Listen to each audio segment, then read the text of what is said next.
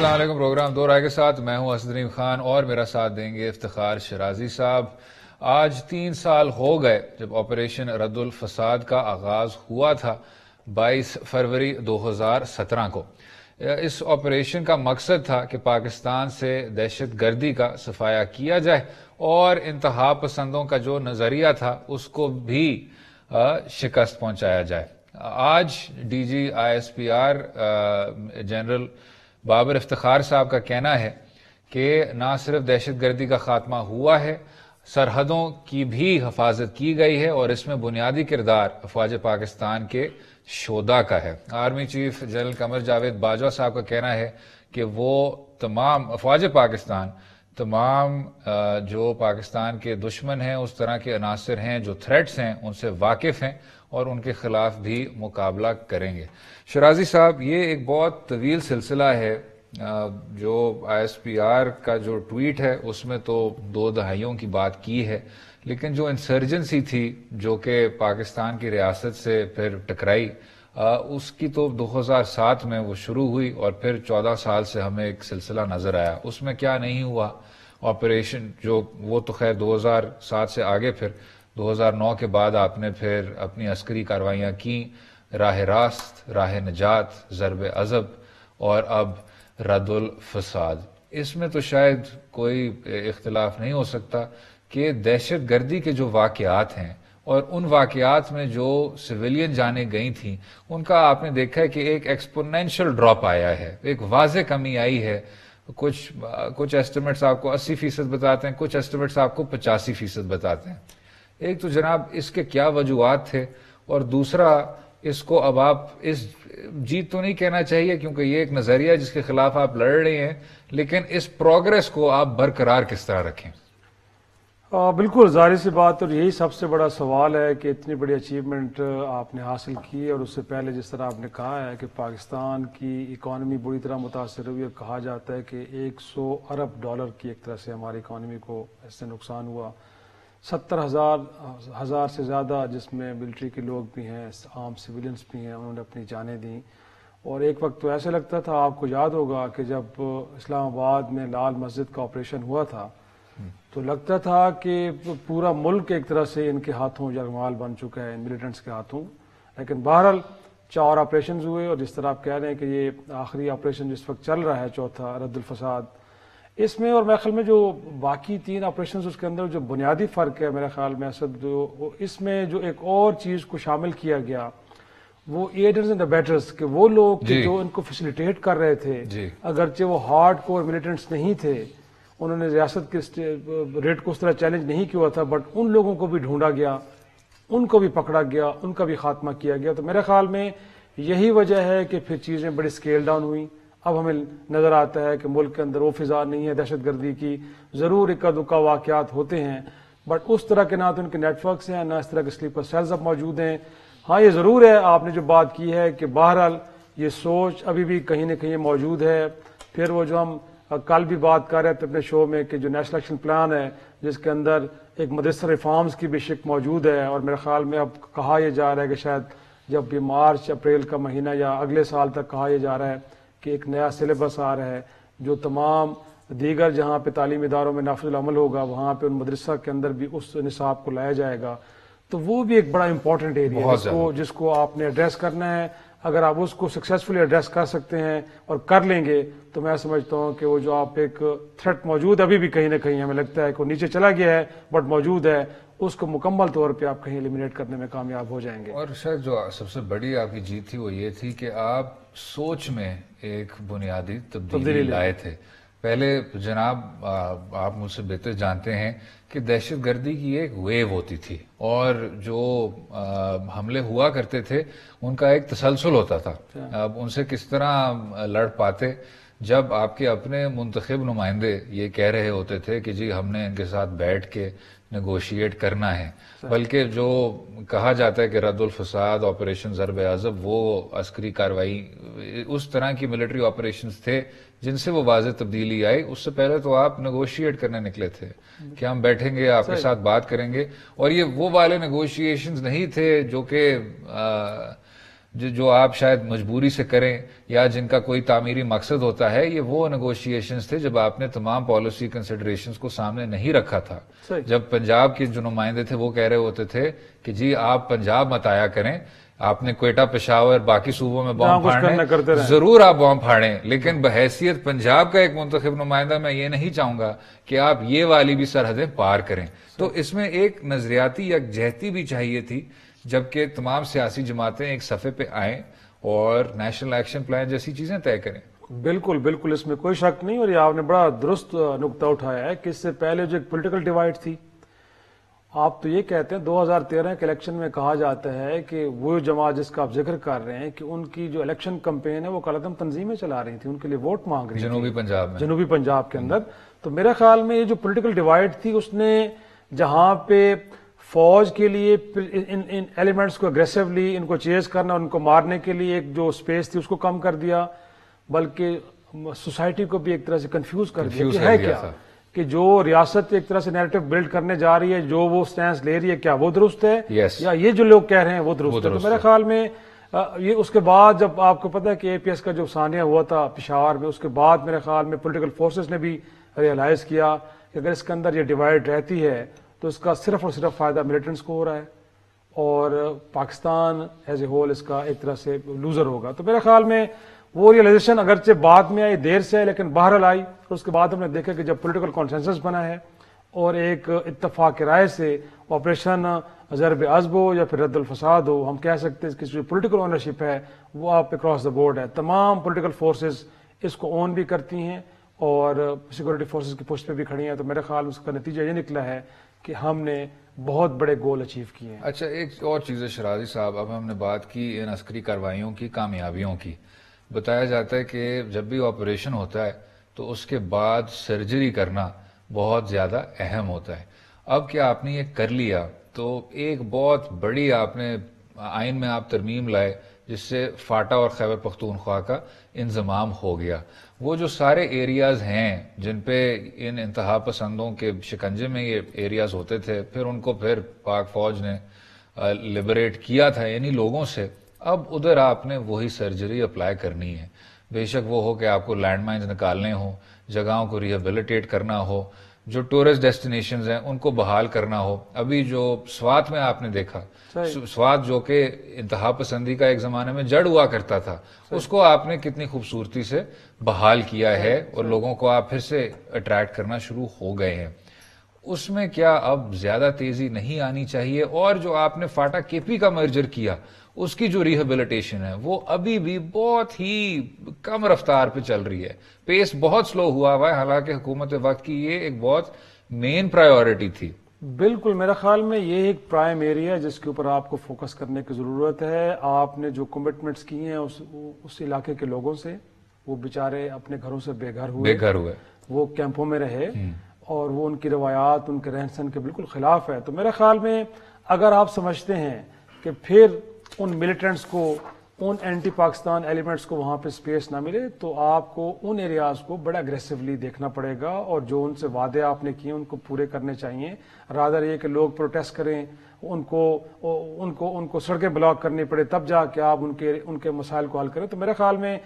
آپ نے جب مرجر کیا تھا، وفاق نے، تمام صوبوں نے ایک وعدہ کیا تھا کہ وہ اپنے فنڈ سے کچھ پیسے نکالیں گے اس علاقے کی ترقی کے لیے، خوشحالی کے لیے، لوگوں کے مزدج کو دور کرنے کے لیے وہ اپنا حصہ ڈالیں گے. تو میرے خیال میں ریاست کی تمام اکائیوں کو ایک تو وہ اپنی کمٹمنٹ پوری کرنی چاہیے. نہ صرف یہ بلکہ ہم بلوچستان کو بھول جاتے ہیں، شاید وہ بھی ایک ایسی جگہ ہے کہ جہاں پہ آپ ان اگر چیزوں کو ایڈریس نہیں کریں گے تو شاید اگلا محاذ آپ کے لیے وہ بن سکتا ہے. تو میں سمجھتا ہوں کہ یہ ایک وہ ایریا ہے. آپ جو پہلے بھی بات کر رہے تھے کہ اس جو اچیومنٹ ہے اس کو پرماننٹ کرنے کے لیے کیا کرنا چاہیے، وہ یہی ہے کہ آپ لوگوں کی مزریز کو دور کریں تاکہ لوگ ایسے ایلیمنٹس کو ویلکم نہ کریں اور نہ ریاست کے لیے چینج. اور پھر اگر ہم ان عناصر کی بھی بات کریں جناب، مسلم لیگ نواز کے ہی وزیر اعلیٰ تھے جو کہا کرتے تھے کہ جی پنجاب مت آئیں، اور جیسے آپ نے کہا کہ جنوبی پنجاب میں کالعدم تنظیمیں کیمپین کر رہی ہوتی تھیں. پی ٹی آئی کا بھی اس میں رول بہت ہی عجیب و غریب آپ کو نمایاں ہوا ہے. ماضی میں تو وہ ان تنظیموں کو تسلیم کرتے ہی نہیں تھے کہ یہ دہشت گرد تنظیمیں ہیں. وہ دہشت گرد تنظیمیں کہا کرتی تھی کہ ہمیں پی ٹی آئی کے خاص نمائندے چاہیے جو ہمارے ساتھ بیٹھیں اور بات کریں. ان کے ساتھ ان کا کمفرٹ زون ہوا کرتا تھا. ابھی ہم نے دیکھا کہ آپ انہی کلادم تنظیموں کے لوگوں کے ساتھ بیٹھ رہے ہیں 2018 کے انتخابی مہم سے پہلے. تو جناب جو یہاں بھی ایک کلادم تنظیم کا مذاق بنا ہوا ہے کہ جی آپ ایک دن کلادم ہوتے ہیں، اگلے دن آپ ایک نئے نام کے ساتھ آ جاتے ہیں، اسی طرح چل رہے ہوتے ہیں. اچھا پھر جو بینڈ آؤٹ فٹ ہوتا ہے اس کا پھر ایک سیاسی فرنٹ ہوتا ہے، اس سیاسی فرنٹ کا پھر ایک فلاحی ادارہ ہوتا ہے. تو یہ ایک 3 ٹیئرڈ ایک آرگنائزیشن ہوتی ہے اور اس وجہ سے پھر یہ فیٹف ٹائپس آپ کو بلیک میل کرنا شروع ہو جاتے ہیں. اس سے جناب اب کسی طرح سے کیا نجات نہیں پانی چاہیے؟ کیونکہ وہی آپ کے فورتھ کیجول والے لوگ ہیں، اسی طرح بین ہوتے ہیں، اسی طرح واپس آ جاتے ہیں. بالکل ایسے ہے میرے خیال میں، اور یہ ریئلائزیشن ہے بھی صحیح ریاست کے اینڈ پہ. ایسا ہرگز نہیں ہے کہ ہم کہیں کہ شاید میں اور آپ بیٹھ کے یہاں پہ ایشوز کو ہائی لائٹ کر رہے ہیں اور ڈسکس کر رہے ہیں اور سمجھتے ہیں کہ یہ بہت بڑے تھریٹس ہیں جن کو ایڈریس کرنا چاہیے. انہیں بھی اندازہ ہے، لیکن میرے خیال میں پھر دیکھتے ہیں ریاست کہ کتنی کیپیسٹی ہے، کتنی ایبلٹی ہے، اور پھر چیزوں کو مرحلہ وار ایڈریس کرنا ہے. تو میرے خیال میں مدرسہ ریفارمز ہوں یا کلادم تنظیموں کا نئے ناموں سے آنا ہو یا ان کے فلاحی اداروں کے نام پہ ان کے آپریشنز ہوں، وہ ساری چیزیں اپنی جگہ پہ ہیں. لیکن ایک اب ظاہر سی بات ہے، ریاست کی بہت اسٹریٹجیز کے بہت سارے پہلو ایسے ہوتے ہیں کہ جو نہ تو پبلکلی ڈسکس کیے جا سکتے ہیں نہ لوگوں کو بتایا جا سکتے ہیں. رات ان کو بتانا شاید ان کے نقصانات زیادہ ہیں، فائدے کم ہوں. تو میرا خیال میں پاکستان اپنی کیپیسٹی کو سامنے رکھتے ہوئے پھر اگین ہم کل بھی بات کر رہے تھے کہ جو اپیرنٹلی ہمارے دوست ہیں، کیا وہ ہمارے واقعی دوست ہیں یا ہمارے خلاف کوئی پراکسیز کا کہیں حصہ بھی ہیں. تو میرے خیال میں بہت سارے ایشوز ہیں جن کو لے کے پاکستان اپنی کوشش کر رہا ہے،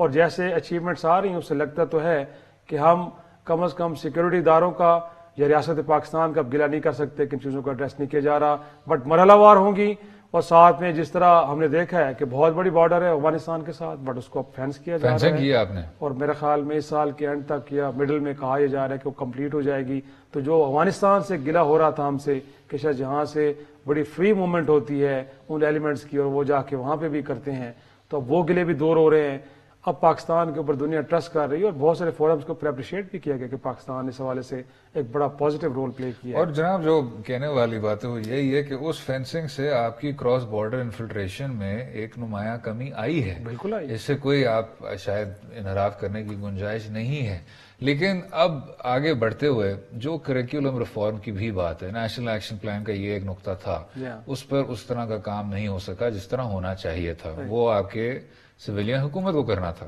سویلین حکومت تو یہ بھی کہا کرتی تھی کہ جی مدارس میں جو اصلاحات ہیں وہ ہم کریں گے، اس میں بھی آپ نے پروگریس نہیں دیکھا. تو میں تو بالکل آپ سے اتفاق کرتا ہوں کہ جہاں تک آپ کی کینیٹک کاروائیاں ہیں، جہاں تک ان لوگوں کو کلعدم قرار دینا ہے، ان کے خلاف عدالتی کاروائیاں شروع کرنی ہیں، اس میں واضح پروگریس نظر آئی ہے اور ملٹری آپریشنز تو منزل تک پہنچ سکیں. جو اب لانگ ٹرم سٹریٹجی ہے جناب، مدرسہ کی جو مدارس کی رجسٹریشن ہے، جو سوچ کا خاتمہ ہے، جو کریکولم ریفارم ہے، جو کہ ایک طرح سے زیادہ پیچیدہ مسائل ہیں، ان پر بھی اب حکومت اگر ان کو ترجیح بنائے تو اچھا ہوگا شاید. بالکل ایسے، بالکل میرے خیال میں وہی ترجیح ہونی چاہیے. اگر آپ اس مصیبت سے مستقل بنیادوں پہ جان چھڑانا چاہتے ہیں تو وہی ہے کہ جو نرسریز ہیں جہاں سے ایسے ذہن پروڈیوس ہوتے ہیں، اب ان کو ایڈریس کرنے کا مرحلہ ہے. اور میرے خیال میں اگر آپ اس میں کامیاب ہو جاتے ہیں تو پھر اسد میں نہیں سمجھتا کہ یہ مصیبت پھر دوبارہ اس طرف آئے گی. اور اگین اب پاکستان نے واضح طور پہ کہہ دیا ہے، افغانستان کا معاملہ ہو یا کہیں ہو، ہم نے اسٹریٹجک ڈیپتھ کی پالیسی کو ڈپینڈنٹ کر دیا ہے، ختم کر دیا ہے. ایون کہ اگرچہ 6 ماہ سے کرفیو مقبوضہ کشمیر میں چل رہا ہے، بٹ پاکستان کے اوپر یہ الزام اب نہیں آ سکتا کہ یہاں سے کچھ لوگ جا رہے ہیں جو وہاں پہ کچھ کاروائیاں کر رہے ہیں. اسی پہ اگلے حصے میں بات کریں گے، ایک ایسا ملک جو کہ دہشت گردی کے خلاف جنگ ہار رہا ہے. رہیے گا ہمارے ساتھ.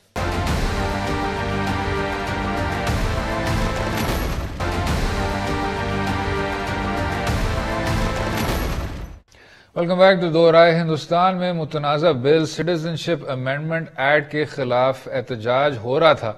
جب ایک ہندوستان کی شہری نے ایک نعرہ لگایا جس پر بہت زیادہ غم و غصہ دیکھنے کو ملا. ذرا سن لیتے ہیں کہ ہوا کیا تھا. یہ ہندوستان میں پچھلے ہفتے ہوا تھا بنگلور میں.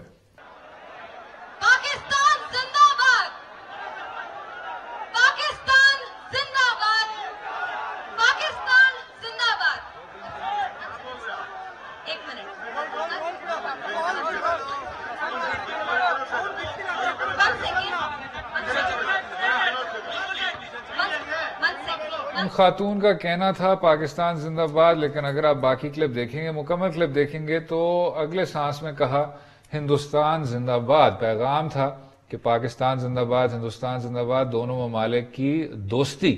کا پیغام تھا. لیکن شرازی صاحب، جس آدمی پہ مجھے ترس سب سے زیادہ آتا ہے وہ اسد الدین اویسی صاحب ہیں، جو ان نے ہندوستان کے مسلمانوں کا ٹھیکہ تو لیا ہوا ہے، لیکن اتنے زیادہ وہ آپ نے دیکھا جوش میں واپس گئے کہ یہ ہو کیا گیا، اتنے زیادہ ڈسٹرب ہو گئے کہ پاکستان زندہ باد کا نعرہ لگا. حالانکہ ان خاتون نے یہی کہا تھا کہ جی ہندوستان زندہ باد. شاید اسد الدین اویسی جیسے جو سیاستدان ہیں ان کو بھی دنیا اتنی زیادہ بلیک اینڈ وائٹ میں نہیں دیکھنا چاہیے، لیکن اب آدمی کیا کرے، مجبور ہیں، صرف بائنریز میں ہی دیکھ سکتے ہیں اس چیز کو، اور شاید دیکھنا چاہیے. نہیں، میرے خیال میں انہوں نے جس انداز سے چیزوں کو دیکھا ہے تو اسد میں ان کو تھوڑا سا فیور کروں گا، انہوں نے بالکل ٹھیک دیکھا ہے. اچھا، اس کو جو ایک ریلیجیس ڈیوائڈ کی کوشش کی گئی، اگرچہ بچی کے جذبات شاید بڑے خالص ہوں، کسی ایجنڈے کے تحت اس نے یہ نعرہ نہیں لگایا، بٹ وہاں پہ جو سٹیزن امینڈمنٹ بل کو یا ایکٹ کو وہاں پہ چیلنج کیا گیا ہے، میرے خیال میں اگرچہ اس کا زیادہ نشانہ مسلمان جو وہاں پہ 20-22 کروڑ رہ رہے ہیں یا اس کے بعد دیگر اقلیتیں ہیں، لیکن جو لوگ اس کے خلاف کمپین کر رہے ہیں وہ سمجھتے ہیں کہ اس کو ہندوستان کے مسئلے کے طور پہ دیکھا جائے، اس کو ہندوستان کے مسئلے کے طور پہ پریزنٹ کیا جائے. تو اسد الدین اویسی صاحب بھی یہ چاہ رہے تھے کہ اگر اس کو لیبل کر دیا گیا کہ یہ صرف مسلمانوں کا مسئلہ ہے، یہ وہاں پہ رہنے والے عیسائیوں کا مسئلہ ہے، یہ ہندوؤں کا مسئلہ نہیں ہے، تو میرا خیال میں یہی بنیاد تھی کہ انہوں نے اس طرح ریئیکٹ کیا ہے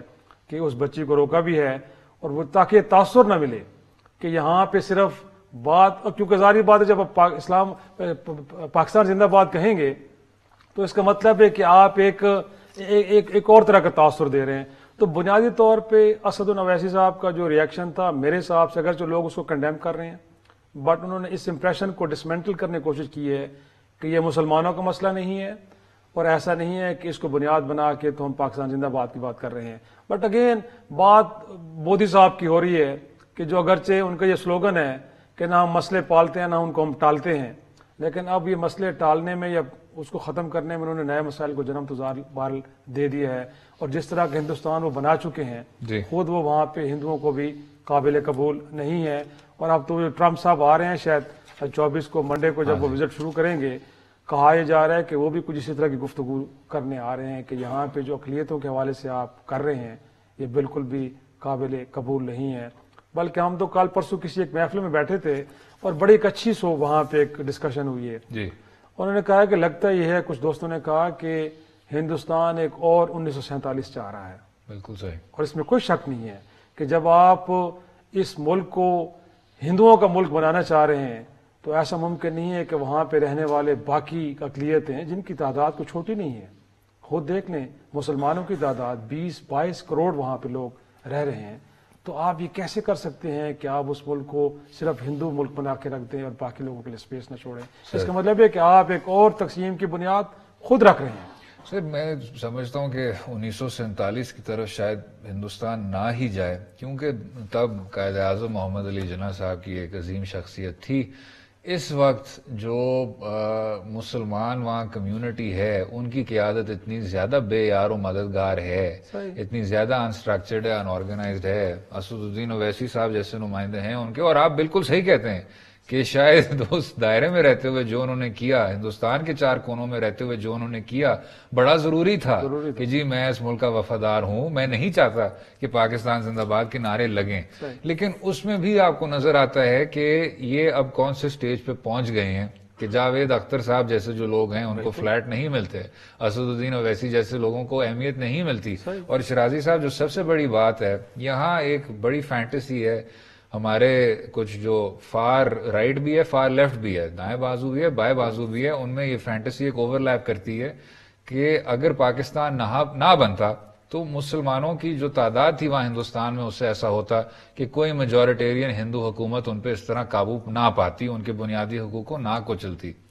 ان سے شاید یہ پوچھا جائے شرازی صاحب کہ آج ہندوستان میں سب سے زیادہ مسلمان ہیں دنیا میں انڈونیشیا کے بعد, جی ہاں. اور 40 سال میں the will be the most populous country by number of Muslims. بالکل تو اگر آج یہ حال ہے اور جو آپ کی واحد مقبوضہ ٹیریٹری جہاں مسلمانوں کی اکثریت ہے وہ ایک اوپن پرزن ہے جس کا نام کشمیر ہے, تو ایسا لگ رہا ہے کہ آپ واقعی میں اس میجورٹیرین پروجیکٹ کے قبضے میں آ چکے ہیں. تو قائد اعظم کی جو بصیرت تھی میرے خیال سے اس کو سلام ہی کرنا چاہیے. لیکن اس سے اب آگے بڑھتے ہوئے سر, جو ادھر ہم نے پاکستان زندہ باد کا نعرہ دیکھا اور اس طرح کے ڈسٹربنگ ویژولز دیکھے, ان کا شاید سب سے اچھا جواب یہ ہے کہ پاکستان میں بنیادی حقوق برقرار رہیں, پاکستان میں جو ڈسینٹنگ اوپینین ہے اس کو بھی جگہ دی جائے, اور یہاں اس طرح کی عدم برداشت نہ دیکھنے کو ملے. یہ اس کا سب سے اچھا جواب ہوگا. نہیں, اس میں تو میرا خیال ہے کوئی شک نہیں کہ ایسا ہی ہونا چاہیے. اور پاکستان میں دیکھا جائے تو باہر اقلیتوں کے حوالے سے میں نہیں سمجھتا کہ اتنا بری صورتحال ہے کہ اس کا کمپیریزن ہم ہندوستان کے ساتھ کریں. یہاں پہ بہرحال کرتارپور اور ہزاری تو آپ کے سامنے ایک بڑی بیسٹ ایگزامپل ہے نا ریسنٹ پاس کے اندر, جس کے اندر ہم نے دوسرے اقلیتوں کے لوگوں کو کس وے میں فیسیلیٹیٹ بھی کیا ہے. اور اس سے ہٹ کے اگرچہ سندھ کے اندر تھوڑے بہت یہ ضرور آتے ہیں کہ شاید وہاں پہ جبرن مذہب کی تبدیلی کے کچھ اکا دکا واقعات ہوں یا جو جبری وہاں پہ شادیوں کا کچھ سلسلہ ہو, لیکن ادروائز میں نہیں سمجھتا. ایون کہ فاٹا کے اندر جہاں پہ ہمارے سکھ اقلیتی کچھ لوگ رہتے ہیں, ہمیں کہاں وہاں ملیٹنسی حالانکہ وہاں پہ کتنی رہی ہے, لیکن کبھی بھی وہاں پہ یہ کوئی سننے کو نہیں ملا کہ وہاں پہ اقلیتوں کو ٹارگٹ کیا گیا. تو میں سمجھتا ہوں پاکستان کے اندر صورتحال بہت بہتر ہے ہندوستان کے مقابلے میں, اور کمپیریزن نہیں بنتا میرے سر. ہندوستان کے ساتھ تو کوئی کمپیریزن نہیں ہے, لیکن پاکستان میں ابھی بھی گنجائش بہت زیادہ ہے. اس میں کوئی شک اقلیتوں کے جو بنیادی حقوق ہیں, تصدق جیلانی صاحب کا جو فیصلہ بھی تھا اس پر بھی ابھی عمل درآمد رہتا ہے. لیکن ایک چیز شرازی صاحب جو کہ میرے خیال سے دلچسپ ہے, ابھی جو بابری مسجد کا فیصلہ آیا اور ایک ایسے ادارے کی جانب سے آیا جس کے بارے میں لوگ کہا کرتے تھے کہ یہ آزاد ہے, انڈیپینڈنٹ انسٹیٹیوشن ہے, اس کا تو بی جے پی اور ان انتہا پسند قوتوں سے کوئی تعلق نہیں ہے. پاکستان کی عدالت عظمیٰ نے جو کٹاس راج ٹیمپل پہ فیصلہ کیا تھا,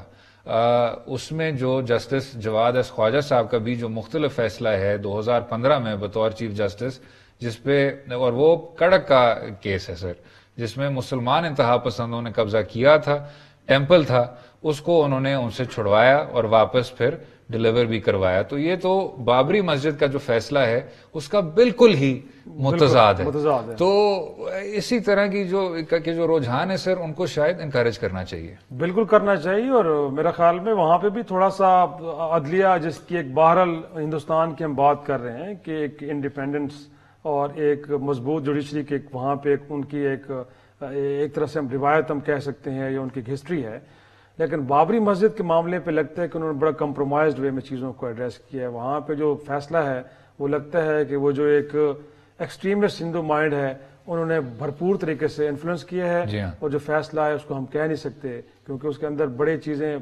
واضح طور پہ بتا رہی ہیں کہ کسی قسم کو کوئی ایویڈنس وہاں پہ میسر نہیں تھا, اس کے باوجود بھی فیصلہ ایسے دیا گیا کہ جس سے وہاں پہ اتنی بڑی جو مائنورٹی ہے ان کے دلوں کو ایک طرح سے ہم نے رنجیدہ کیا, اور مور امپورٹنٹلی جو انصاف کے تقاضے ہیں ان کو پورا نہیں کیا. تو میں سمجھتا ہوں کہ وہاں پہ تو مجھے لگتا ہے کہ جو جوڈیشری ہے وہ پہلی بار ہمیں نظر آئی ہے کہ ایک دباؤ کے تحت انہوں نے فیصلہ دیا ہے, جس کو ہم سیاسی فیصلہ تو کہہ سکتے ہیں بٹ کسی صورت پہ انصاف میں اپنی فیصلہ نہیں کہہ سکتے. اور سر جو اقلیتوں والا فیصلہ جو آپ کے اپنے سپریم کورٹ نے دیا ہے ان پر بھی شاید اب حکومت وقت کو توجہ دینی چاہیے. ابھی پچھلی سپریم کورٹ کے جوڈیشل بینچز نے اس کو امپلیمنٹیشن میں دیکھا ہے کہ اس کی عمل درآمد کس طرح ہو, اس پر اقدامات بھی آپ نے اٹھائے ہیں. لیکن جہاں تک کریکولم میں آپ نے ابھی بھی ریفارمز کرنے ہیں, اور ان کی ہماری ابھی ہم نے بات بھی کی تھی اسی موضوع پہ. پھر ایک خصوصی پولیس فورس جو کہ انہی عبادت گاہوں کی تحفظ کر سکے اور ان کی اسپیشل ٹریننگ ہو اس حوالے سے. پھر جناب ہیٹ سپیچ پہ کریک ڈاؤن کرنا, بہت زیادہ اس طرح کے نکات تھے شرازی صاحب, کئی اس میں ریکمنڈیشنز تھے. حکومت کو شاید اس طرف ہاتھ بڑھانا چاہیے کنسیڈرنگ ان کی کافی زیادہ تعریف کی گئی ہے اس حکومت کی اور پچھلی میاں نواز شریف صاحب کی حکومت کی بھی, کہ اقلیتوں کی طرف انہوں نے کافی ترقی پسند قسم کا روپ دکھایا ہے اور کہا ہے کہ ہم ان کے بنیادی حقوق کو نہ صرف ریسپیکٹ کرتے ہیں, ایکسپینڈ کرنا چاہتے ہیں اور ان عبادت گاہوں کو بحال کرنا چاہتے ہیں. صحیح. اب تو میرے خیال میں اس گورنمنٹ کا بھی شاید یہ ترجیحات میں شامل ہے رادر یہ کہ ریلیجیس ٹورزم کو لے کے وہ چاہ رہے ہیں کہ جو بھی ایسی عبادت گاہیں ہیں وہ ہندوؤں کی ہیں، وہ عیسائیوں کی ہیں، وہ سکھوں کی ہیں یا باقی کسی کی ہیں، تو ان کو بحال بھی ہونا چاہیے تاکہ لوگ اس طرف اٹریکٹ ہوں، آئیں اور ٹورزم بڑھے اقلیتوں کے مائنورٹیز کو بھی لے کے۔ اور میں سمجھتا ہوں کہ سندھ کے اندر بھی میرے خیال میں ہندو میرج ایکٹ میرے خیال اب پہلی بار آیا، شاید اس سے پہلے ایک قانون ایگزسٹ نہیں کرتا تھا، ایون کہ جائیداد کے تنازعات کو حل کرنے کے حوالے سے بھی نہیں تھا، وہ بھی ہے۔ پھر یہ کہ پارلیمنٹ کے اندر بھی دیکھیں مائنورٹیز کو بہرحال ایک وہاں ان کی پریزنس ہے، مخصوص نشستیں رکھی گئی ہیں۔ تو میں سمجھتا ہوں کہ کافی کچھ ہوا بھی ہے، لیکن اگین کچھ ایریاز کے اوپر بڑے سوال اٹھتے ہیں جن کو ایڈریس کرنا چاہیے، لیکن وہ عام پاکستانی کے لیے بھی بہت ساری معاملات کے اوپر عدالتوں نے بڑے احکامات جاری کیے ہیں، ان کے اوپر بھی کچھ نہیں ہو رہا۔ تو کہیں نہ کہیں کیپیسٹی کا ایشو ہے اور کہیں ترجیحات کا پرابلم ہے، اس کی وجہ سے چیزیں رہ جاتی ہیں۔ جناب شاید کبھی ایسا ہو سکتا ہے کہ ترجیحات کا بھی ایشو نہ ہو، کیپیسٹی کا بھی ایشو نہ ہو، نیت کا ایشو ہو۔ جو آپ نے ابھی فورسڈ میرجز ایکٹ کی بات کی تو یاد ہوگا، آپ مجھ سے بہتر جانتے ہیں، پیپلز پارٹی نے اس بل کو جب نکالا تھا تو سندھ کے جو گورنر صاحب تھے، اب تو خیر دنیا سے رخصت ہو گئے، اللہ انہیں بخشے، وہ قانون پھر پاس نہیں ہو پایا۔ پھر جب وہ بل واپس گیا تو رپورٹس آپ کو یہ بتاتی ہیں کہ جماعت اسلامی کے کہنے پر، کبھی پہلے تو میں نے نہیں سنا شرازی صاحب کہ جماعت اسلامی پاکستان پیپلز پارٹی کا اہم اتحادی ہو، لیکن جماعت اسلامی ان کو پرسویڈ کر سکی کہ اس بل کو آپ اور واٹر ڈاؤن کر دیں۔ جیسے آپ نے کہا یہ ایک مسئلہ تو ہے فورسڈ کنورژنس کا، تو اب قانون سازی کے حوالے سے کیا سندھ اسمبلی میں ہمیں وہی جو بہتر قانون تھا وہ دیکھنے کو ملے گا؟ ہونا تو چاہیے میرے خیال میں، اگین ان کا یہ کہنا بھی ہے، ان کا کلیم بھی ہے کہ وہ کریں گے، ایسا تو ہونا چاہیے اور اس طرح کے پریشرز نہیں لینے چاہیے، اگرچہ ماضی میں بھی آتے رہے ہیں، لیکن یہ ہے کہ شاید اس وقت صورتحال ڈفرینٹ تھی اور اس طرح کے جو ایکسٹریمسٹ ایلیمنٹ ہیں وہ زیادہ ڈومینیٹ کر رہے تھے، لیکن اب چیزیں کافی بہتر بھی ہوئی ہیں، تو اب اسپیس ملی ہے اور اگین چیزیں میرٹ پہ جب ہیں اور ان کو ایڈریس کرنا ہے تو پھر میرے خیال میں آپ کو کسی کمپرومائز میں جانا نہیں چاہیے۔ لیکن بات وہی ہے کہ اگر آپ کی نیت درست ہے اور آپ سمجھتے ہیں کہ مائنورٹیز کو یہ پرابلم فیس کرنے پڑ رہے ہیں اور ان کو ایڈریس کرنا چاہیے تو ضرور ہو سکتا ہے، اور اگر آپ کی نیت بھی ٹھیک نہیں ہے، ترجیحات بھی آپ کی درست نہیں ہے، تو پھر تو یہی ہوگا، پھر اگین عدالتوں میں معاملات جائیں گے، وہاں سے پھر احکامات آئیں گے، پھر آپ سے کہا جائے گا کہ آپ نہیں کرتے تو پھر کنٹیمپٹ کا کیس آپ پہ شروع ہو سکتے۔ تو میرے خیال میں یہی صورتحال ہے، چاہیے ایسا کہ ہونا چاہیے، لیکن اگین اب آج ہم کیونکہ ہندوستان کو ڈسکس کر رہے ہیں اور ہندوستان کے سٹیزن امینڈمنٹ ایکٹ کو ڈسکس کر رہے ہیں، وہاں پہ بھی صورتحال ایسی ہے نا کہ وہاں تو ریاست خود ایک طرح سے اس سارے معاملے کو لے کے انیشیٹ کر رہی ہے نا کہ وہاں پہ لوگوں کی زندگیوں کو اجیرن کرنا ہو، وہاں لوگوں کو ایک طرح سے ڈسون کرنا ہو، اتنے بڑے لوگوں کو کہ آپ کہہ رہے ہیں کہ اگر آپ کے پاس ایک پراپر کوئی ریکارڈ موجود ہے تو ٹھیک ہے، ورنہ آپ اس ملک کے شہری بھی نہیں ہیں۔ تو میں سمجھتا ہوں کہ ریاستی سرپرستی میں جب چیزیں ایسی ہوتی ہیں، پاکستان میں کم از کم ہم یہ تو نہیں کہہ سکتے کہ ریاست کی یہ پالیسی ہے، وہاں تو ریاست کی پالیسی ہے۔ وہاں پہ اگر آپ گجرات کے اندر جینوسائیڈ کرتے ہیں مسلمانوں کا، یا گولڈن ٹیمپل کے اندر آپ سکھوں کا قتل عام کرتے ہیں، وہاں پہ یہ ریاستی پالیسی ہے۔ تو میں سمجھتا ہوں کہ دنیا کو اس کو لے کے اپنے کنسرن شو کرنے چاہیے کہ جہاں پہ ریاست ایسا کر رہی ہو، بڑا ہی خطرناک ٹرینڈ ہے۔ اور جو بات عجیب لگتی ہے جناب وہ یہ ہے کہ آپ نے ایک سیکولر خواب دکھائی ہے لوگوں کو، یہ ہم چھوڑ دیتے ہیں اس بات کو کہ شاید اس خواب میں نہ تو سنجے گاندھی کا ذکر ہوتا ہے، نہ تو جو واجپئی صاحب نے کیا تھا جب یہ سارا نیلی میں ہو رہا تھا، خون خرابہ ہو رہا تھا، 2002 میں نریندر مودی کی یہ جو آپ نے کہا ایک اسٹیٹ سپانسرڈ جینوسائیڈ ہوئی تھی، اس کے بعد یہی آدمی ری الیکٹ ہوا اور بہت بڑے مینڈیٹ سے الیکٹ ہوا، جس طرح راجیو گاندھی 1984 میں ری الیکٹ ہوا تھا۔ تو جناب یہ اسٹیٹ سپانسرڈ پوگرمز ہیں، لیکن جب آپ ایسے قانون کو لاتے ہیں سٹیزن شپ امینڈمنٹ ایکٹ کو، تو وہ تمام جو ماضی میں تجربے تھے اس کو آپ شاید کہتے کہ جی چلیں لوگ زیادہ پرجوش ہو گئے، مینج نہیں کر پایا، ہماری ریاست ہی کمزور ہے، اسٹیٹ کیپیسٹی نہیں ہوتی۔ ادھر تو آپ نے بیٹھ کے ایک پراپر ایک لاہ عمل طے کیا، ایک ایسا قانون جس میں آپ نے بنیادی حقوق بچائے، بدھسٹ کے، جین کے، پارسی کے، عیسائی کے، ہندو کے اور سکھ کے۔ تو جو سیکولر برابری ہے جناب، وہ تو ایک مخصوص طبقے کو اس طرح کیسے ٹارگٹ کر سکتی ہے؟ صحیح، وہ تو میں کہہ رہا ہوں کہ بنیادی طور پہ یہی تو وجہ ہے کہ وہاں پہ اتنا بڑا ریئیکشن ہمیں دیکھنے کو مل رہا ہے کہ یہ کسی صورت بھی ایک طرح سے اس کو ہم نہیں کہہ سکتے کہ کوئی بڑا ایک سیولائزڈ وے میں آپ چیزوں کو ایڈریس کر رہے ہیں۔ تو جب ایسے صورتحال ہو تو اس میں، اور اتنا بڑا ملک ہو جس کا اتنا بڑا انفلوئنس ہو، اور وہاں پہ آپ اس کو اتنی بڑی سپیس دیں کہ اگر اس طرح کے غیر انسانی قسم کے قوانین بھی وہاں پہ نافذ ہوں اور دنیا پوری خاموش رہے، تو میرے خیال میں یہ بڑا خطرناک ٹرینڈ ہے، اس کو ایڈریس ہونا چاہیے۔ بالکل ٹھیک۔ اگلے حصے میں بات کریں گے PSL کی اور پاکستان میں بین الاقوامی کرکٹ کی بحالی کی۔ رہیے گا ہمارے ساتھ۔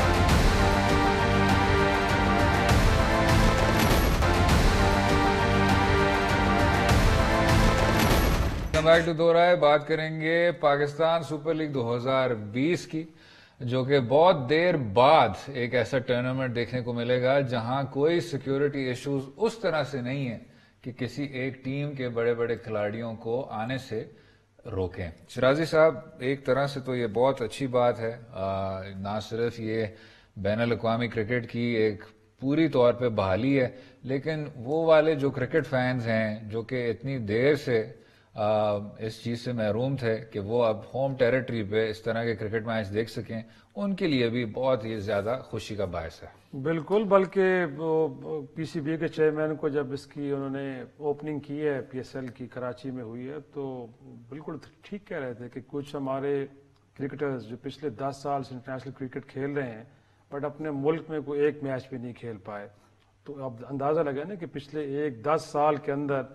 لوگ اپنے ملک کے اندر کوئی ایک میچ نہ کھیل پائیں، تو میرے خیال میں بہت بڑی اچیومنٹ ہے، اور یقیناً پاکستان کو لے کے سیکورٹی کے جو کنسرنز ہیں ان کا اظہار کیا جاتا تھا، لیکن بڑی اچھی بات کہ ایک تو یہ ایڈیشن جو ہے 5واں ایڈیشن ہے میرے خیال میں PSL کا پاکستان میں کمپلیٹلی ہو رہا ہے، اور کسی بھی جو غیر ملکی کھلاڑی اس کی طرف سے ریفیوزل نہیں ہے کہ وہ اس بنیاد پہ پاکستان نہیں آنا چاہتا، بلکہ وہ جو انگلینڈ کا کلب ہے پچھلے دنوں وہ بھی آیا لاہور کے اندر، میچ لاہور قلندر کے ساتھ کھیلے ہیں۔ اس سے پہلے ہم دیکھیں تو سری لنکا کی ٹیم، اگرچہ وہ وہی ٹیم تھی، آپ کو یاد ہوگا کہ جب حملہ لاہور میں ہو تو اس کے بعد پاکستان کے اوپر انٹرنیشنل کرکٹ کے دروازے بند ہو گئے تھے۔ بالکل، تو میں سمجھتا ہوں کہ ایک اچھا ہے، ظاہر سی بات ہے، جہاں پہ ایک دنیا بھر میں اگین یہ ایک ایسی سپورٹس ہے، آپ کو پتہ ہی ہے کرکٹ تو پوری دنیا میں اس کا ایک وہ ہے، لوگ جانتے ہیں، اور جہاں جہاں یہ ایونٹ جا رہا ہوگا اور یہ ایک امپریشن ملے گا کہ پاکستان ایک محفوظ ملک ہے، وہاں پہ آپ جا سکتے ہیں، وہاں پہ کھیل سکتے ہیں، رادر کے کئی ممالک کی طرف سے اب جو ٹریول ایڈوائزریز ہیں وہ بھی ایک طرح سے ان کو بھی ریوزٹ کیا گیا ہے۔ برطانیہ آپ کے سامنے ہے، کہا گیا ہے کہ اب ان کے شہری بائی روڈ نارتھ میں جا سکتے ہیں، انہوں نے اپنے شہریوں کو کہا، یا یہ ہے کہ برٹش ایئر ویز کی جو ہے وہ ایئر لائن اس نے اپنا یہاں پہ آپریشن ریزیوم کیا لاسٹ جون میں، یہ اب کہا یہ جا رہا ہے کہ شاید یونائٹڈ ایئر لائنز امریکہ بھی شاید وہ بھی اپنے طیارے یہاں پہ لینڈ کر رہی ہے۔ تو یہ ساری چیزیں دیکھی جائیں تو میں سمجھتا ہوں کہ پاکستان کے لیے بہت اچھا ہے، یقینی طور پہ جب لوگ یہاں پہ آئیں گے تو کرکٹ ہو، وہ ٹورزم ہو، یا اس سے بڑھ کے پھر اگلا جو مرحلہ ہے، جب اس طرح کی چیزیں ایسد ہوتی ہیں تو جو انویسٹر ہے اس کا اعتماد بڑھتا ہے، پھر اس کو لگتا ہے کہ ہاں پاکستان ایک بڑا محفوظ ملک ہے، وہاں پہ جا کے انویسٹمنٹ کی جا سکتی ہے، جو پاکستان کو سب سے بڑی ضرورت ہے کہ اگر ہم نے اس کو اٹریکٹ کرنا ہے تو پھر یہ چیزیں کرنی پڑیں گی ہمیں، اور اگر یہ اللہ کرے کہ سکسیزفلی چیزیں ہو جاتی ہیں تو امید کرتے ہیں کہ اس کے بعد پاکستان کی طرف بزنس کمیونٹی بھی اپنا رخ کرے گی اور یہاں پہ بہت بڑی انویسٹمنٹ بھی دیکھنے کو ملیں گی، اور وہی چیزیں پاکستان کو تبدیل کرنے میں مددگار ثابت ہوں گی۔ اور اس میں ساتھ ساتھ جناب آپ تو بہت کوشش کر رہے ہیں کہ ایک مومنٹم کسی طرح سے بنے۔ ابھی تو PCB نے ڈائرن سیمی جو کہ پشاور زلمے کے ایک بہت بڑے کھلاڑی ہیں، ان کو تو آنرری شہریت بھی دی ہے۔ بالکل، وہ پاکستان میں لگتا ہے کہ اپنے ملک سے زیادہ یہاں پہ پاپولر ہو گئے ہیں، اور جس طرح محمد بن سلمان کو عمران خان صاحب نے کہا تھا کہ آپ بڑے مشہور ہو گئے، آپ الیکشن لڑیں گے تو آپ جیت جائیں گے، لگتا ہے کہ ڈائرن سیمی بھی اگر خیبر پختونخوا کے کسی حلقے سے الیکشن لڑیں تو ہو سکتا ہے کہ بھاری اکثریت سے وہ کسی بھی پارلیمان رکن پنجاب سرحد اسمبلی KPK یا پھر قومی اسمبلی بن سکتے ہیں۔ تو میرے خیال میں ظاہر سی بات ہے جب اس طرح کے لوگ آتے ہیں اور ان کو پھر یہاں پہ اتنی بڑی محبت ملتی ہے تو یہی لوگ پھر آپ کے سفیر کے طور پہ دنیا میں جا کے بتاتے ہیں کہ پاکستانی کتنے پرامن ہیں، کتنے اچھے لوگ ہیں، کتنے پیس لونگ ہیں۔ تو ظاہر سی بات ہے دینی بھی چاہیے ہمیں، باقی یہ نہیں صرف ڈائرن سمی، باقی جتنے باقی لوگ بھی آئے ہیں ان کے ساتھ لوگوں کا انٹریکشن زیادہ کریں۔ PCB کو چاہیے کہ ملوائے، تاکہ جو ایک مسکنسپشن ہے، جو ہمارا ایک پرسپشن ہمارے بارے میں بنا ہوا ہے کہ شاید ہم بڑے خونخوار قسم کے لوگ ہیں، بڑے ہی دہشت گرد قسم کے لوگ ہیں، وہاں پہ جائیں گے تو بم پھٹنا شروع ہو جائیں گے، ایسا کچھ بھی نہیں ہے۔ تو میرے خیال میں اچھی ہیں چیزیں، ضرور ہے اس کا فائدہ ہوگا پاکستان کو، اور جیسے میں نے پہلے بھی کہا کہ جو الٹیمیٹ فائدہ وہ یہی ہے کہ پاکستان کا جو ایک ٹرو امیج ہے،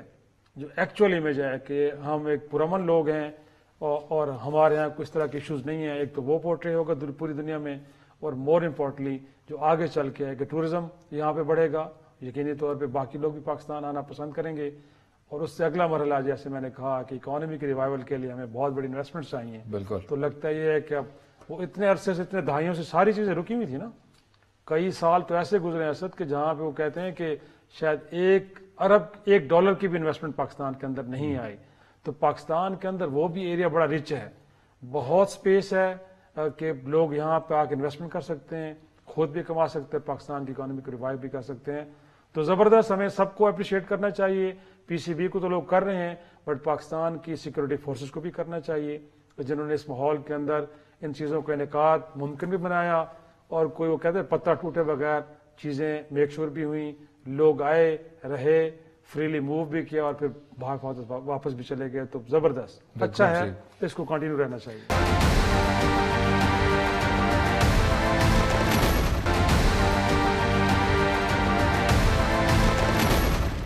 ویلکم بیک ٹو دو رائے. بات کریں گے کرونا وائرس کی اور وہ پاکستانی شہری جو ابھی بھی چین میں سٹرینڈڈ ہیں، ان کی جو فیملیز ہیں، ان کے جو والدین ہیں، حکومت پاکستان سے بار بار کہہ رہے ہیں کہ ان کو واپس لایا جائے، ریپیٹریٹ کیا جائے. شرازی صاحب، ادھر کئی ممالک ہیں جن کے شہری کی تعداد تو کم تھی لیکن ان کو واپس آپ لے آئے چارٹرڈ طریقے سے اور وہاں آپ نے کوارنٹین کر دیا. ادھر حکومت وقت کے نمائندے کہتے ہیں کہ آپ کے پاس اس طرح کی کیپیسٹی نہیں ہے. اگر اس طرح کا ایک ایپیڈیمک آ جائے تو آپ اس کو ٹریٹ نہیں کر سکیں گے. اس لیے آپ نے بہت ہی سوچتے ہوئے ناپ تول کے اس چیز کو طے کرنا ہوگا کہ لوگوں کو لا سکتے ہیں آپ کے نہیں لا سکتے. لیکن شاہ محمود قریشی صاحب کا بھی کہنا ہے کہ چین کی حکومت پوری طور پہ کوآپریٹ کر رہی ہے آپ کے ساتھ. میرے خیال میں ایک تو یہ ہے کہ ضرور جو والدین کا اضطراب ہے اپنے بچوں کے لیے بڑا نیچرل ہے. جی ہوتا ہے جب آپ کے بچے ہوں اور اس طرح کی صورتحال کا شکار ہوں تو ظاہر سی بات ہے اس طرح کے ہمیں ریئیکشنز دیکھنے کو ملتے ہیں کہ جس کے ہمیں حکومت پہ بھی دباؤ ڈالا جاتا ہے، عدالتوں میں بھی جایا جاتا ہے کہ اس طرح کیا جائے. لیکن میرے خیال میں ساتھ میں نے اس بات کی نزاکت کو بھی سمجھنا چاہیے، جس طرح آپ نے بھی کہا کہ پاکستان کی کیپیسٹی کا ایشو بھی ہے. پھر یہ ہے کہ میڈیکل ایکسپرٹ سے آپ بات کریں تو اسد بعض اوقات یہ بھی کہا جاتا ہے کہ آپ میں اگرچہ سمٹمز نہیں ہیں لیکن اس کے باوجود بھی ہو سکتا ہے کہ آپ اس وائرس کو کیری کر سکتے ہیں آپ. تو اب دیکھیں ایران ہمارا پڑوسی ملک ہے، 60 لوگ تھے اپنے لے کے واپس گئے ہیں، لیکن آپ نے دیکھا ہے کہ قم کے شہر میں اب تک 2 ہلاکتیں ہو چکی ہیں اور کہا جا رہا ہے کہ متاثرہ لوگوں کی تعداد اب بڑھ رہی ہے. تو میرا خیال ہے اب وبا کو جب اس طرح کی وبا پھیلتی ہے تو کہا یہ جاتا ہے کہ وہ علاقے کے لوگ اپنا علاقہ نہ چھوڑیں اور دیگر علاقوں کے لوگ اس علاقے کی طرف نہ جائیں، اور اسی طرح آپ کسی وبا کو آپ قابو پا سکتے ہیں. لیکن اس وقت جو سپریڈ ہے جاپان سے لے کے کوریا، امریکہ تک، یورپ کے کئی ممالک جس میں فرانس، ایون کہ گلف کے اندر UAE کے اندر بھی کچھ کیسز سامنے آئے ہیں. تو ایسے میں اگر آپ، میرا خیال میں عدالت نے تو بڑا اچھا فیصلہ کیا، اگرچہ اسلام آباد ہائی کورٹ میں یہ معاملہ گیا تھا بٹ عدالت نے بڑا ایک سینسیبل اس کے اوپر سٹینس لیا کہ اس معاملے میں ہم حکومت کو کوئی احکامات جاری نہیں کر سکتے، بٹ دیکھنا چاہیے کہ کیا اس پہ کیا جا سکتا ہے. لوگوں کو تحمل اور برداشت میرے خیال میں دکھانی چاہیے. یقینی طور پہ ان کے بچے ان کے لیے بڑے امپورٹنٹ ہیں اور ریاست کو بھی اس بات پہ ضرور ایک طرح سے کنسرن ہے. لیکن اس وقت سب سے بہتر طریقہ یہ ہے کہ وہ لوگ وہاں پہ رہیں اور اپنے آپ کو سیکیور کریں. اب آپ کے سامنے ہے کہ اس وقت جو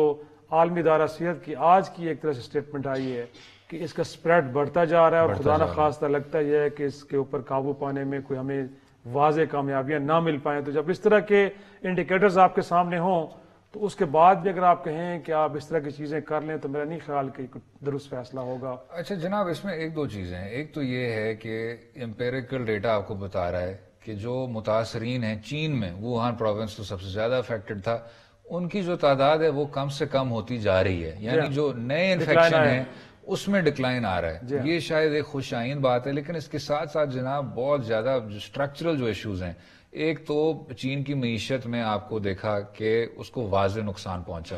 پھر چین کے ارد گرد بھی جو تمام ممالک ہیں اور بھی جو آپ کے ٹورزم ہاٹ سپاٹس ہیں، بالی انڈونیشیا ہے، ملیشیا ہے، وہ جانزیب چیما وغیرہ کی اس طرح کی منفی رپورٹس آتی رہتی ہیں کہ جی یہاں ایک بالکل ایک ایسا ڈکلائن آ رہا ہے ہزاروں کی تعداد میں، چاہے وہ ہوٹل ریزرویشنز ہو، فلائٹ کینسلیشنز ہوں وغیرہ، تو یہ آپ کے بہت زیادہ جو معیشت کے سیکٹرز ہیں ان کو بری طرح متاثر کر رہا ہے۔ جو عام شہری ہے کیا اس کو بین الاقوامی سفر کم کرنا چاہیے؟ میرا خیال ہے اگر آپ احتیاط کر سکتے ہیں، اب تو